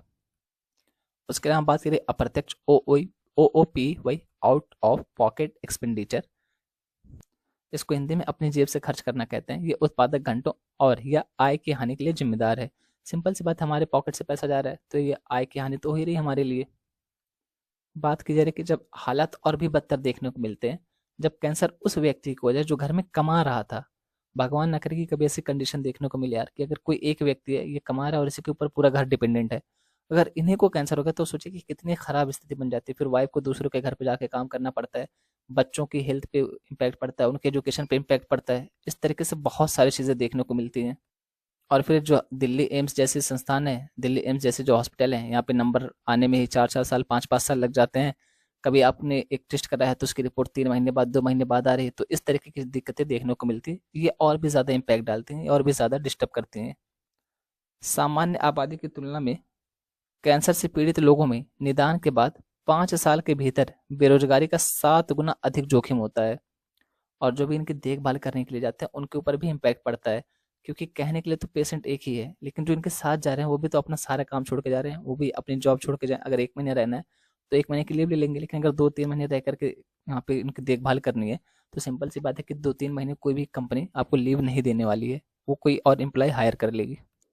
और फिर जो इनकी मेंटल कॉस्ट आती है इसके बारे में तो कोई बात ही नहीं कर रहा है, क्योंकि यहाँ पे रहना सहना, अलग जगह पे जाके रहना, अपना घर छोड़ के, और फिर किसी की देखभाल करना, वो कितना इम्पैक्ट डालता है इनके मानसिक स्वास्थ्य पर, इसके बारे में कोई बात नहीं कर रहा है। तो ये सारी चीज़ें इस आर्टिकल में बताई जा रही हैं आपको। अगर हम बात करें अन्य लागतें कितनी अधिक हैं, तो चूंकि कैंसर की देखभाल प्रमुख शहरों में केंद्रित है, इसलिए ग्रामीण भारत के अधिकांश लोगों को, जहां देश की 60 से 70% आबादी रहती है, देखभाल के लिए घर छोड़ना पड़ता है और सैकड़ों किलोमीटर की यात्रा करनी पड़ती है। इन शहरों में आवास की लागत उनकी परेशानियों को बढ़ा देती है, क्योंकि दिल्ली, मुंबई और ऐसे जो भी बड़े बड़े शहर हैं वहाँ पे आप देखेंगे कि आवास की लागत बहुत ज़्यादा होती है। 10,000 रुपये नॉर्मली रेंट शुरू होता है, अगर आपको थोड़ा सा ठीक ठाक चाहिए, अन्यथा फिर आपको वही झोपड़ झपट्टी में रहना पड़ता है। 2021 के एक अध्ययन के अनुसार जिपमेर पुडुचेरी में देखभाल चाहने वाले रोगियों द्वारा आवास, भोजन और यात्रा पर खर्च की गई राशि सीधे चिकित्सा देखभाल पर खर्च की गई राशि का लगभग 15 गुना थी। सोचिए, 1 रुपये खर्च कर रहे हैं हम अपने सीधे सीधे स्वास्थ्य पर, उसके इलाज के लिए, और 15 रुपये हम खर्च कर रहे हैं अपना रहने सहने, खाना खाने और पानी पीने, इन सब के ऊपर 15 रुपये खर्च हो रहा है। जबकि स्वास्थ्य के ऊपर, इलाज कराने के ऊपर 1 रुपये खर्च हो रहा है। 15 गुना ज्यादा लागत आती है। यहाँ पे लेखक कह रहे हैं कि भले ही भारतीय रेलवे के द्वारा और एयर इंडिया के द्वारा यहाँ पे कैंसर रोगी को थोड़ी बहुत छूट दी जाती हो, पर फिर भी जो लेखक का अध्ययन का ये विषय रहा है, जो लेखक ने ऑब्जर्व किया है, उनका ये मानना है कि जो स्थानीय परिवहन के खर्च हैं ये भी बहुत महत्वपूर्ण योगदान देते हैं। जैसे कई बार क्या होता है ना कि हॉस्पिटल थोड़ा सा सिटी से बाहर बना है, बहुत बड़ा हॉस्पिटल बना है, तो जनरली वो सिटी से थोड़ा सा दूर बनाते हैं। तो अब यहाँ पे जनरली उतनी बस नहीं जाती है, सरकारी बस नहीं जाती, तो आपको ऑटो करके जाना पड़ता है, या फिर वहाँ पे जो भी स्थानीय रूप से चल रहा है उसको करके जाना पड़ता है। अब वही 5 किलोमीटर की डिस्टेंस है, लेकिन क्योंकि थोड़ा सा आउट एरिया में, तो ये लोग 100 रुपये, 200 रुपये ऐसे चार्ज करेंगे, जबकि ये सिटी में होता तो 20 रुपये, 30 रुपये चार्ज करते। तो ये जो लागत आ रही है इसके बारे में ये लेखक बात करें कि ये भी बहुत महत्वपूर्ण होती है। आपने तो बड़ी दूरी जो थी, जो इंडिया के द्वारा तय कर दी, सॉरी एयरप्लेन के द्वारा तय कर दी गई या ट्रेन के द्वारा तय कर दी गई, उसमें आपने छूट दे दी है। पर जो स्थानीय लागत आ रही है, जो स्थानीय उनको परिवहन करना पड़ रहा है 5 किलोमीटर, 7 किलोमीटर, उसके बारे में कोई बात नहीं कर रहा। वहां पे भी बहुत ज्यादा लागत देखने को मिलती है। 100 की जगह सीधे 400 रुपये मांगेंगे। आपने भी ये चीज फील की, कई बार अगर हम नए शहर में जाते हैं तो जैसे वो देखें कि बैग टांगा हुआ कोई बंदा आ रहा है, तो 10 रुपये का जो किराया रहता है उसको सीधा 100 रुपये बताते हैं सब, भैया तुरंत आइए, 100 रुपये में चलना है, इससे कम में कोई नहीं जाएगा। इस तरीके की चीजें करते हैं। आपके साथ ये कभी हुआ है कि नहीं? मेरे साथ ये 2-3 बार हो चुका है। हालांकि मैं वहां पे रहता था, पर जैसे ही घर से जाओ वहाँ रूम पे ना, तो आइए 250 रुपये में। किराया कितना लगता था हम लोग का? 20 रुपये लगता था। और कितना मांगता था? सीधा 250 मांगता था। मैं कहा ये सही है यार। मैं कहा भैया नया नहीं हूँ यहाँ पे, मैं 2 साल से रह रहा हूँ। अगर हम बात करें कि सरकार के द्वारा क्या कदम उठाए गए हैं, सरकार कौन कौन से मदद कर रही है, तो पैसा उधार लेना और संपत्ति बेचना एक आम रणनीति के रूप में पहचाना गया है, जो ग्रामीण क्षेत्र के लोगों को असंगत रूप से प्रभावित करता है। सरकार ने देश के कुछ हिस्सों में इन मुद्दों की पहचान की है और उन्हें संबोधित करने के लिए कुछ प्रयास भी किए गए हैं। उदाहरण के लिए 2012 में हरियाणा सरकार ने कैंसर के रोगियों और एक देखभालकर्ता के लिए उनके निवास स्थान से उनके उपचार के स्थान तक सार्वजनिक बसों में परिवहन निःशुल्क कर दिया था। अच्छा कदम है। इसी तरह के प्रयास केरल में भी किए गए, जहां कैंसर के मरीज सार्वजनिक बस टिकटों पर 50% छूट के पात्र होते हैं। देखभाल के अनुपालन में सुधार के लिए असम में कछार कैंसर अस्पताल और अनुसंधान केंद्र में देखभाल के लिए यात्रा करने वाले रोगियों को यात्रा के लिए वित्तीय सहायता के साथ साथ मुफ्त आवास और भोजन भी दिया जाता है। ये अच्छी व्यवस्था है ना, कि मुफ्त आवास भी दिया जा रहा है, उनको भोजन भी दिया जा रहा है अगर कोई कैंसर का पेशेंट है और उसके इलाज के लिए कोई आता है तो। 2017 में दिल्ली ने सार्वजनिक स्वास्थ्य केंद्रों पर बोझ कम करने और उपचार में देरी से बचने के लिए आरोग्य कोष योजना शुरू की थी। और इस योजना में क्या किया गया था, तो प्रतिवर्ष 3 लाख से कम आय वाले दिल्ली के निवासी निजी स्वास्थ्य केंद्रों में अल्ट्रासाउंड और सिटी स्कैन जैसे कुछ परीक्षण मुफ्त में कराने के पात्र हैं।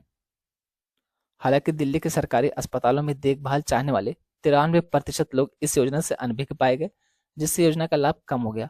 हरियाणा, त्रिपुरा और केरल ने भी उन्नत चरण के कैंसर के रोगियों को वित्तीय सहायता देने के लिए कैंसर कैंसर पेंशन शुरू की है। हरियाणा में 2500 प्रति माह और त्रिपुरा और केरल में 1000 रुपये प्रति माह है। यानी कि जो लास्ट स्टेज में चल रहे हैं, जो थर्ड या फोर्थ स्टेज में चल रहे हैं कैंसर के, उनको प्रत्येक माह 2500 रुपये किसके द्वारा दिया जाएगा, तो हरियाणा सरकार के द्वारा दिया जाएगा। और 1000 रुपये त्रिपुरा के द्वारा दिया जाएगा और केरल के द्वारा दिया जाएगा। 1000 रुपये अपने अपने क्षेत्र में अपने अपने निवासियों को। अब लेखक कह रहे हैं ये सारी तो रेवड़ियाँ आपने बांट दी, फ्री की व्यवस्था कर दी, चलिए कोई बात नहीं, अच्छा कदम है, कुछ तो फायदा हो रहा है। Something is better than nothing, अच्छी बात है। पर क्या इस तरीके से कैंसर का बोझ कम किया जा सकता है? क्या इस तरीके से हम कैंसर को रोक सकते हैं? तो लेखक का मानना है कि नहीं, इसके लिए हमें अस्थायी समाधान के ऊपर फोकस करना पड़ेगा, हमें और भी कदम उठाने पड़ेंगे। तो ये समाधान क्या हो सकते हैं, इसके बारे में लेखक बात कर रहे हैं। अगर हम बात करें अस्थायी समाधान क्या हो सकते हैं, तो कैंसर के बाद की ऐसी समस्याओं का सबसे स्पष्ट समाधान भारत के हर कोने में सार्वजनिक रूप से वित्त पोषित कैंसर देखभाल केंद्र खोलना है। ये बहुत इंपॉर्टेंट पॉइंट है। ये कह रहे हैं कि भारत के प्रत्येक कोने में, यानी कि जहां भी मुमकिन हो, प्रत्येक कोने का मतलब ये नहीं कि एक ही मोहल्ले में चार चार खोल दिया जाए।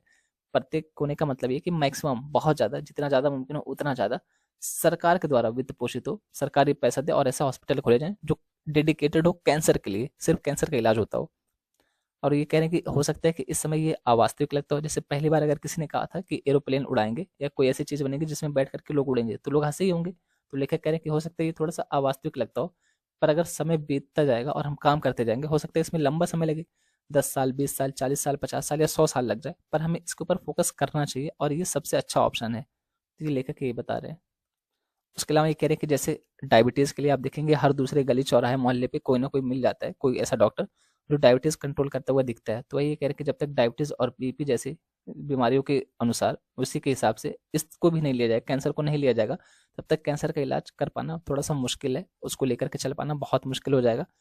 तो वही यहाँ पे बता रहे कि तथ्य है कि जब तक कैंसर की देखभाल मधुमेह या उच्च रक्तचाप की देखभाल के समान सुलभ नहीं हो जाती, तब तक हमें प्रत्यक्ष या अप्रत्यक्ष रूप से पीड़ित लोगों और उनके परिवारों को वित्तीय सहायता प्रदान करना जारी रखना होगा। केवल मुफ्त कैंसर देखभाल ही हमारे लोगों को गरीबी से नहीं बचाएगी, और इसके लिए ये कदम उठाना सबसे ज्यादा जरूरी बता रहे हैं लेखक। सच बताओ ना, तो इसमें ऐसे ऐसे एग्जाम्पल दिए गए थे कि अगर आप पढ़ते तो पक्का है कि आपकी आंख में आंसू आ जाता। अगर आप थोड़े से भी संवेदनशील है भाई, अगर कोई इमोशनलिस्ट है तो उसके बारे में बात नहीं कर रहा, एक पर्टिकुलर जनरली इंसान के बारे में बात कर रहा हूँ। कोई मंगल ग्रह से आया हो तो उसकी बात ही अलग है। पर यार ऐसे ऐसे एग्जाम्पल दिए थे, 3-4 एग्जाम्पल तो ऐसे थे कि पूरा दिमाग घूम गया पढ़ के। और ऐसा लग रहा था यार लाइफ का क्या ही मतलब है, क्या फायदा। पर ठीक है, कोई बात नहीं, इमोशन पे कंट्रोल करना है। उम्मीद है कि आर्टिकल समझ आया होगा, क्लियर हो गया होगा। दोस्तों इस आर्टिकल में बात की जा रही है यूएफओ के बारे में। ये मणिपुर इम्फाल जो एयरपोर्ट है उसके ऊपर देखा गया था। तो यूएफओ का पूरा नाम क्या है, पहले तो ये जानते हैं। इसका पूरा नाम है अनआइडेंटिफाइड फ्लाइंग ऑब्जेक्ट। इसको हिंदी में क्या कहते हैं, तो इसको हिंदी में कहते हैं अज्ञात उड़ने वाली वस्तु। देखिए थोड़ा सा टेक्निकल है तो इसको ध्यान से सुनिएगा, क्योंकि आपको पहली बार में शायद ना समझ आए उतना ज़्यादा, आपको उतना ज़्यादा क्लियर ना हो, तो एक बार पीडीएफ से देख लेंगे ना सुनने के बाद, तो अपने आप क्लियर हो जाएगा। ये बहुत टेक्निकल वर्ड्स हैं यहाँ पे। तो चलिए देखते हैं इस आर्टिकल के बारे में महत्वपूर्ण बिंदु को। अधिकारियों ने कहा कि मणिपुर में इम्फाल के बेर टिकेंद्रजीत अंतर्राष्ट्रीय हवाई अड्डे पर उड़ान संचालन रविवार 20 नवंबर को कई घंटों तक प्रभावित रहा, जब एक अज्ञात उड़ने वाली वस्तु यूएफओ को हवाई अड्डे के ऊपर मंडराते देखा गया। हवाई अड्डे के निदेशक चिपिम्मी किशिंग के एक बयान के अनुसार उड़ान संचालन फिर से शुरू होने से पहले 2 उड़ानों को डाइवर्ट किया गया और 3 उड़ान प्रस्थान उड़ानों में देरी हुई थी। अगर हम बात करें यूएफओ क्या है या फिर अनआइडेंटिफाइड फ्लाइंग ऑब्जेक्ट क्या है या अज्ञात उड़ने वाली वस्तु क्या है, तो अमेरिकी वायुसेना डिक्लासिफिकेशन कार्यालय के अनुसार यूएफओ किसी भी अस्पष्ट हवाई घटना के लिए लोकप्रिय शब्द है, जिसका कारण पर्यवेक्षक द्वारा आसानी से या तुरंत पहचाना नहीं जा सकता। यह 1952 में इसे गढ़ने का श्रेय वायुसेना को देता है और कहता है कि शुरुआत में यूएफओ को उन वस्तुओं के रूप में परिभाषित किया गया था जो विशेषज्ञ जांचकर्ताओं द्वारा जांच के बाद अज्ञात रहती हैं। हालांकि यूएफओ शब्द मूल रूप से जांच के तहत अज्ञात उड़ने वाली वस्तुओं को संदर्भित करता है, अब इसका उपयोग किसी भी प्रकार की अज्ञात वस्तु का वर्णन करने के लिए अधिक सामान्य रूप से किया जाता है। ऐसी गतिविधियों में सरकार की भागीदारी का एक उदाहरण प्रोजेक्ट ब्लू बुक है। टाइम मैगजीन ने 40 साल बाद इस पर रिपोर्ट दी। 1952 से लेकर के 1969 तक 12,000 से अधिक रिपोर्ट संकलित की गई और या तो उन्हें पहचान के रूप में वर्गीकृत किया गया, जिन्हें खगोलीय, वायुमंडलीय या कृत्रिम घटना द्वारा समझाया गया था, या फिर अज्ञात के रूप में वर्गीकृत किया गया, जो केवल 6% थी। देखिए, सिंपल वर्डों में अगर कहा जाए तो नाम से आप देख सकते हैं कि अज्ञात उड़ने वाली वस्तु, तो ये क्या होगा? एकदम नाम में ही क्लियर है, इसके बारे में बताने की कोई बहुत ज़्यादा ज़रूरत है ही नहीं। कई बार क्या होता है ना कि हमें आसमान में ऐसी बहुत सारी चीज़ें देखने को मिलती है जिसके बारे में वैज्ञानिक अभी तक नहीं जानते। कई बार इनको एलियन कह दिया जाता है, कई बार ये खगोलीय घटनाएँ मानी जाती हैं, कई बार मान लीजिए कोई टूटता हुआ तारा हुआ, अगर उतना पता नहीं चल पाता। मैं एक एग्ज़ाम्पल दे रहा हूँ कि जो हमारा आकाश है ना, तो यहाँ पे कई बार ऐसी चीज़ें होती हैं जिसके बारे में किसी को पता नहीं होता कि कौन-सी चीज़ दिख रही है। तो वही है अज्ञात उड़ने वाली वस्तु। अब ये आकाश में रहती हैं, उड़ती रहती हैं, इसी नाते इनका नाम दे दिया गया यूएफओ, अनआइडेंटिफाइड फ्लाइंग ऑब्जेक्ट या अज्ञात उड़ने वाली वस्तु। सिंपल सी बस इतनी बात है। बाकी 1952 में इसे गढ़ने का श्रेय वायुसेना को दिया जाता है। ये डिक्लासिफिकेशन कार्यालय के अनुसार क्या कहा जा रहा है, और क्योंकि इसके बारे में वैज्ञानिक को ज़्यादा जानकारी नहीं है, इसी नाते इसको अज्ञात कहा गया है। अभी तक इसके बारे में हमें कोई बहुत ज़्यादा जानकारी नहीं मिल पाई है। इसके बारे में कोई बहुत ज़्यादा तथ्य नहीं है हमारे पास जो ये बता सके कि ये एक्चुअल में होते क्या हैं। ये कुछ भी हो सकते हैं, जैसे ये खगोलीय घटना भी हो सकती है, वायुमंडलीय घटना भी हो सकती है, या फिर कोई कृत्रिम घटना भी हो सकती है। जैसे कोई है कि कोई खुद से बना के कोई चीज़ भेज दे रहा है, अब वैज्ञानिक उसके बारे में पता ही नहीं कर पा रहे हैं, तो इसको यूएफओ की कैटेगरी में रख देंगे। बस इतनी सिंपल सी बात है। बाकी जो इतने सारे टर्म्स लिखे गए हैं वो टेक्निकल टर्म्स में, क्योंकि जब भी आपसे एग्ज़ाम में पूछेगा ना अगर, तो टेक्निकल टर्म्स ही पूछेगा। अब आप यहाँ पे देखिए कि 6% तो हमें डेटा मिला है इसका, 6% के बारे में जानकारी है, तो इसके बारे में हम कितना जानेंगे? 100 में से 6 बार पता चल रहा है कि कौन-सी चीज़ है, और जो 6 बार पता चल रहा है उसके बारे में भी 100% गारंटी नहीं है, तो हम कितना ही जान लेंगे उसके बारे में? और फिर इस तरीके से जब 6% ही जानकारी मिल पाई तो अनुसंधान समाप्त कर दिया गया था। 2021 में अमेरिकी सरकार की एक और हालिया रिपोर्ट में कहा गया है कि ऐसी वस्तुओं को देखे जाने पर उपलब्ध सीमित डेटा काफ़ी हद तक अनिर्णायक है। हालाँकि कुछ पैटर्न देखे गए हैं, जैसे कि तथ्य है कि इनमें से अधिकांश दृश्य अमेरिकी प्रशिक्षण और परीक्षण मैदानों के आसपास थे। लेकिन इन वस्तुओं को बाहरी अंतरिक्ष उत्पत्ति की ओर इंगित करने की आवश्यकता नहीं है। आउटर लेयर जो होती है स्पेस की, उसके बारे में यहाँ पे कह रहे हैं कि उसके ओर इंगित करने की कोई आवश्यकता नहीं है। वो केवल अज्ञात हैं, और ये पक्षी भी हो सकते हैं, गुब्बारे भी हो सकते हैं, ड्रोन जैसी वस्तुएं भी हो सकती हैं, प्राकृतिक वायुमंडलीय घटनाएं हो सकती हैं जैसे कि बर्फ की क्रिस्टल हो गया, नमी हो गई, या यहाँ तक कि विदेशी प्रतिकूल प्रणालियों का परिणाम भी हो सकते हैं, यानी कि किसी के द्वारा स्पाई सैटेलाइट हो गया, या ऐसी भी कोई चीज़ देखने को मिल सकती है। ये कुछ भी हो सकता है। विशेष रूप से ये बढ़ी हुई रुचि द्वितीय विश्व युद्ध के ठीक बाद आई, जब शीत युद्ध शुरू हो गया। अब शीत युद्ध क्या था तो आप सभी को पता होगा, एक तरफ रसिया था, वर्तमान समय रसिया, पहले क्या था यूएसएसआर था, और एक तरफ यूएसए था। मतलब ये आमने सामने नहीं लड़ रहे थे, हथियारों से नहीं लड़ रहे थे, तो किस में लड़ रहे थे? टेक्नोलॉजी के क्षेत्र में लड़ रहे थे कि कौन सबसे ज़्यादा परमाणु बम बनाएगा, कौन सबसे अच्छी टेक्नोलॉजी विकसित करेगा, कौन व्यापार में सबसे आगे रहेगा, किसकी सबसे ज़्यादा जीडीपी अच्छी रहेगी। इन सारे क्षेत्रों में लोग लड़ रहे थे, तो इसी को शीत युद्ध कहा गया। यहाँ पे होता क्या है कि द्वितीय विश्व युद्ध खत्म हुआ और जब शीत युद्ध शुरू हुआ तो लोगों को ये लगने लग गया, रसिया को ये लगने लग गया कि कहीं यूएसए तो ऐसी हरकत नहीं कर रहा है कि मेरे ऊपर कोई स्पाई कैमरा लगा दिया है, कोई स्पाई सैटेलाइट भेज दिया है मेरे ऊपर जासूसी करने के लिए। और ये चीज़ यूएसए को लगने लगी कि कहीं रसिया के द्वारा कोई स्पाई सैटेलाइट तो नहीं भेजी गई, कोई ड्रोन तो नहीं भेजा गया है कि जो हमारे ऊपर रखवाली कर रहा हो। इसी के नाते इसके बारे में जानकारी इकट्ठी करने के लिए बहुत सारे रिसर्च करने लग गए। पर वही कि जब कोई जानकारी नहीं मिली, ज़्यादा इसके बारे में जानकारी हासिल नहीं कर पाए, तो इस प्रोजेक्ट को बंद कर दिया गया। अगर हम बात करें भारत में यूएफओ देखे जाने के बारे में क्या कहा जाता है, इस भारत में इसके संबंध में क्या-क्या चीज़ें अभी तक देखने को मिली है, तो यूएफओ का देखा जाना भारत में संस्कृति का उतना महत्वपूर्ण हिस्सा नहीं रहा है, यहाँ पे बहुत ज़्यादा देखने को नहीं मिलते हैं। हालाँकि टेलीविज़न के प्रसार और कैमरों की बढ़ती पहुँच ने ऐसे दावों की संख्या को बढ़ा दिया है। लेकिन टीवी युग से पहले भी भारतीय संस्कृति में एलियंस का एक प्रसिद्ध प्रतिनिधित्व महान लेखक और निर्देशक सत्यजीत रे जी ने किया था। इनका नाम आपने और कहाँ सुना है? ये बहुत ही महान निर्देशक रहे हैं और ये टेलीविज़न फ़िल्म इंडस्ट्री के बहुत ही सम्मानजनक निर्देशक हैं। 1967 की अपनी स्क्रिप्ट जिसका शीर्षक द एलियन था, इसमें इन्होंने एक अन्य शब्द वाले प्राणी का वर्णन किया जो पृथ्वी पर उतरता है। जैसे वो एक और मूवी है कोई मिल गया, अरे अरे वो क्रिश वाली मूवी है नहीं कोई मिल गया, उसमें आता है ना जादू, जादू आता है अचानक से याद आ गया। इसी तरीके से इन्होंने पहले ही 1967 में, सोचिए कि कितना पहले आज से इसके बारे में इन्होंने कल्पना की थी और ऐसी मूवी बनाई थी, ऐसा लेख लिखा था। उन्होंने इसे हॉलीवुड फ़िल्म में बदलने की भी योजना बनाई, लेकिन ऐसा नहीं हो सका। हॉलीवुड निर्देशक स्टीवन स्पीलबर्ग पर बाद में अपनी प्रतिष्ठित फ़िल्म ईटी के लिए रे की स्क्रिप्ट चुराने का आरोप लगाया गया था। 1981 में इसको रिलीज़ किया गया था और स्पीलबर्ग ने दावों का खंडन किया था। सिंपल सी बात है कि अगर किसी के ऊपर चोरी का इल्ज़ाम लगेगा, तो उस दावे को खारिज ही करेगा। पर जो हॉलीवुड के निर्देशक हैं स्टीवन स्पीलबर्ग, इस पर ये आरोप लगा था कि सत्यजीत रे द्वारा लिखी गई स्क्रिप्ट को ही इन्होंने चुराया, उनकी कहानी को चुराया और फिर फ़िल्म बनाई है हॉलीवुड में। रे की एक और कहानी है जिसमें एक एलियन था। इसका शीर्षक बोनकुबाबुर बंधु, बोंकू बाबू का मित्र। यहाँ पे बंधु जो ये बंगाली लैंग्वेज होती है, बंधु इसी को कहा जाता है, मित्र को। यह 1962 में बंगाली बच्चों की पत्रिका संदेश में छपा और इस विचार को उनके बाद के प्रोजेक्ट का आधार बनाया। एलियंस को प्रदर्शित करने वाली एक और प्रारंभिक फिल्म 1963 की तमिल फिल्म कलाई अरासी थी। इसमें अभिनेता एमजी रामचंद्रन और अभिनेत्री भानुमति ने अभिनय किया था। मतलब यहाँ हमारे यहाँ पे अभी बहुत ज़्यादा रिसर्च नहीं की गई उसके बारे में, खास करके हमारे यहाँ पे नॉवेल हो गया और पिक्चर हो गई, मूवी हो गई, फिल्में हो गई, उसी को लेकर के यहाँ पे बात की गई। उसी में इसके बारे में बात की गई कि एलियंस होएगा, जादू होएगा, ये सारी चीज़ें होंगी। अभी इसके बारे में हमने बहुत ज़्यादा वैज्ञानिक रिसर्च नहीं की है। अब यहाँ पे एक और टर्म आ रहा है यूएपी। अमेरिकी वायुसेना के अनुसार यूएपी या अनआइडेंटिफाइड एरियल फिनोमिनन को एक नए व्यापक शब्द के रूप में देखा जाता है, जिसका उपयोग यूएफओ से जुड़े भ्रम और सट्टा संघों से बचने के लिए किया जाता है। यूएफओ को संदर्भित करने के लिए पेंटागन द्वारा अज्ञात असामान्य घटना यूपी शब्द का उपयोग किया जाता है। नासा भी अब इस शब्द का प्रयोग करता है।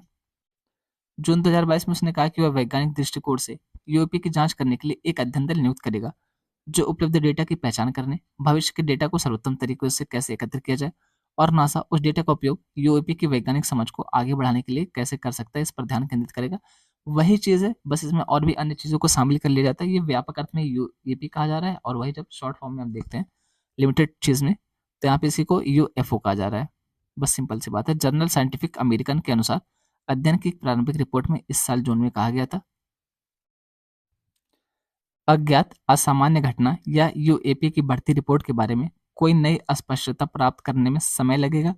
बेहतर डेटा एकत्रीकरण और नैदानिक उपकरण, और शायद सबसे महत्वपूर्ण बात यह है कि नाइट पिकिंग वैज्ञानिक जांच की एक स्वस्थ और हार्दिक खुराक है। यानी इनका कहना ये है कि जो यूएफओ है या फिर यूएपी है, इसके बारे में और जानकारी हासिल करने के लिए और चीज़ें जानने के लिए हमें बहुत टाइम लगने वाला है। अभी इसके बारे में कोई भी वैज्ञानिक रूप से प्रमाणित डेटा हमें नहीं मिल पाया है और अभी ज़्यादा सिर्फ अटकलें लगाए जा सकते हैं, अनुमान लगाया जा सकता है।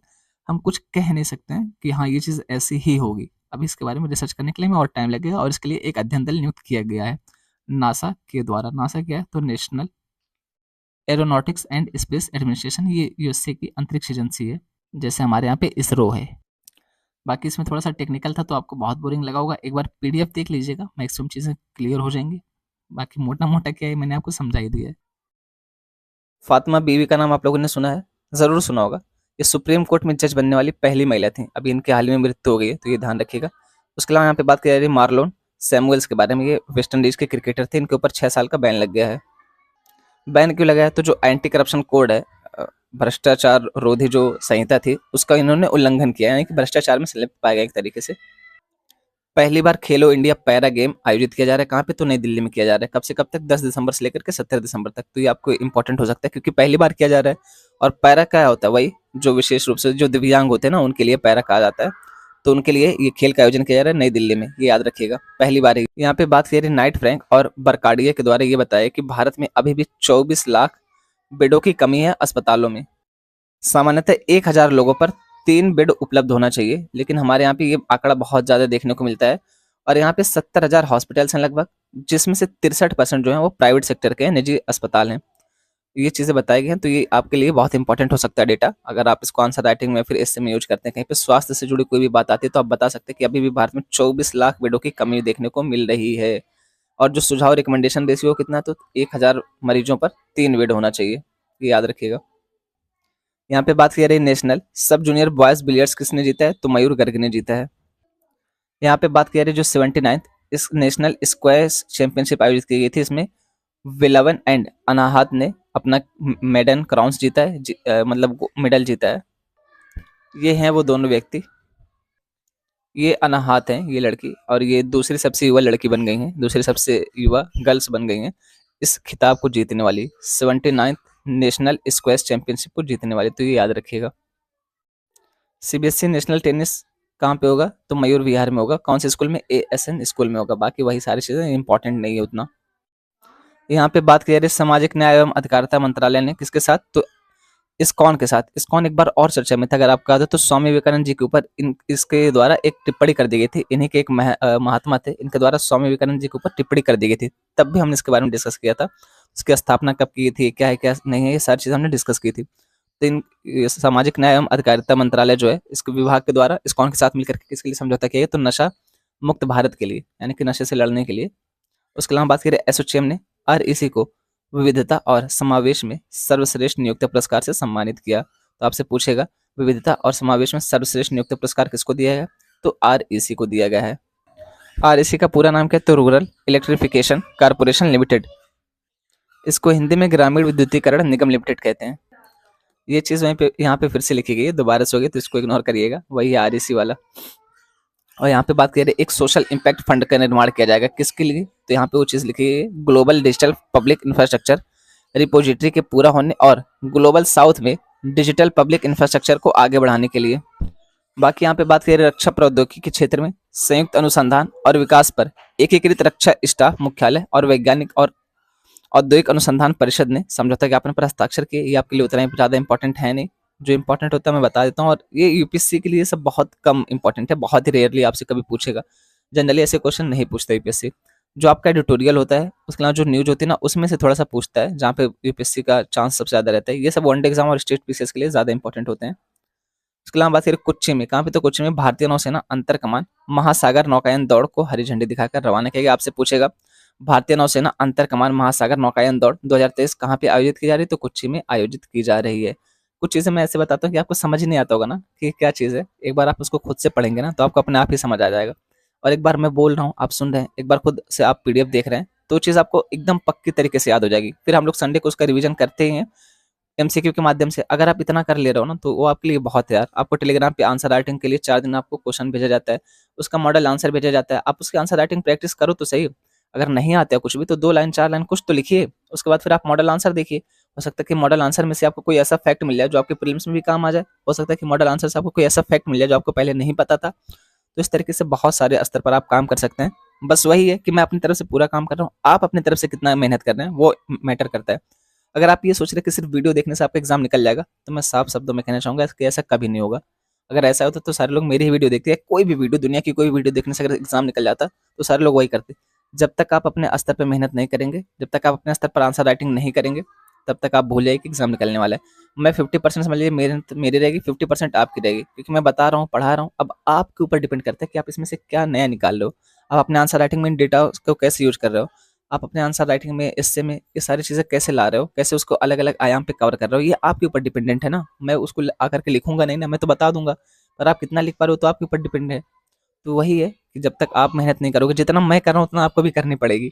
ये आपको जो 30 मिनट की 1 घंटे की वीडियो देखने की मिलती है ना, इसके पीछे 4-5 घंटे की मेहनत रहती है। अगर किसी को ट्रस्ट ना हो तो बस आप एक बार एक आर्टिकल उठाना और उसको प्रैक्टिस करना, आप बनाने की पीपीटी, तब आप देखेंगे कि कितना मेहनत लगती है। और एक तो ये वो तरीका है कि सीधा कटिंग लगाओ और कटिंग को एक्सप्लेन कर दो कि इसमें ये लिखा है, इसमें ये लिखा है, इसमें ये लिखा है। ये तो सबसे आसान है यार, उसको एक्सप्लेन कर दो, 2-3 फैक्ट बता दो, हो गया। बच्चे भी कि उसके हाँ यार 15 मिनट में एडिटोरियल कवर हो गया, और पढ़ाने वाला भी कि उसकी 15 मिनट लगा और मेरे को ज़्यादा टाइम भी खराब नहीं हुआ। पर इस तरीके से पीपीटी बनाना और वहाँ पे हाईलाइट करना, फिर उसको पीडीएफ प्रोवाइड कराना, वो थोड़ा सा टफ हो जाता है। फिर उसको रिकॉर्ड करना, 1 घंटे के आसपास वीडियो रिकॉर्ड होती है, तो 1 घंटे तो समझ लिए पूरा यही लग गया। उसके बाद इसमें रिसर्च करो, उसको देखो, कोई फैक्ट है उसके बारे में जानो, खुद पढ़ो, उसके बाद देखो। कई बार ऐसा भी तो होता है ना कि हमें नहीं पता है, कोई चीज़ नई आ गई है जो उसके पहले हम नहीं जानते थे। जैसे अभी कल घोल मछली के बारे में पहले नहीं जानता था, मेरी समझ उतनी नहीं थी, पहली बार पढ़ रहा था घोल मछली के बारे में। तो कई बार ऐसा भी होता है कि हम भी पहली बार पढ़ रहे होते हैं। कहने का मतलब ये कि थोड़ी मेहनत मेरी है, थोड़ी मेहनत आप करिए, 50% मेरी है, 50% आप करिए, और मिल के एग्ज़ाम निकल जाएगा। यहीं तक रखते हैं इस वीडियो को। बोलने में जो भी गलती हुई, मेरी वजह से अगर किसी की भावनाएं आहत हुई हैं, तो उसके लिए दिल से सॉरी। आप सबके सपोर्ट के लिए बहुत बहुत बहुत धन्यवाद। इसी तरीके से सपोर्ट बनाए रखें। Thank you.